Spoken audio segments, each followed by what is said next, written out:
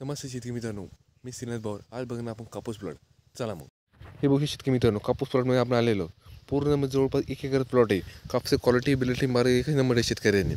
Height bit एकदम मस्त आहे. आपण जवळून पाहू. चला मग हे बघा, कापसाचं झाडामध्ये पण सोंग झालेलं आहे. म्हणजे नादच करा नाही कापसाचा क्वालिटी पाहिजे एकच नंबर ठेवली शेतकऱ्यांनी. फायदेशीर म्हणजे असं कापसाची हाईट समजा 4.5 ते 5 फुटापर्यंत साईज आहे.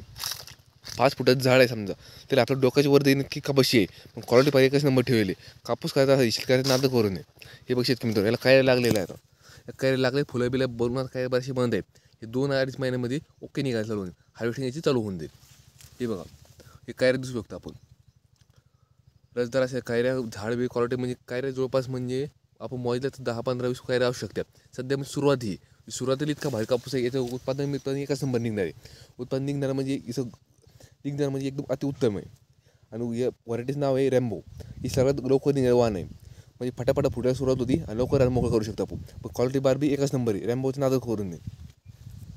हे बघा, हाईट बीट एकदम मस्त आहे. क्वालिटी बार एकच नंबर. वा शेतकरी नादच खोळा.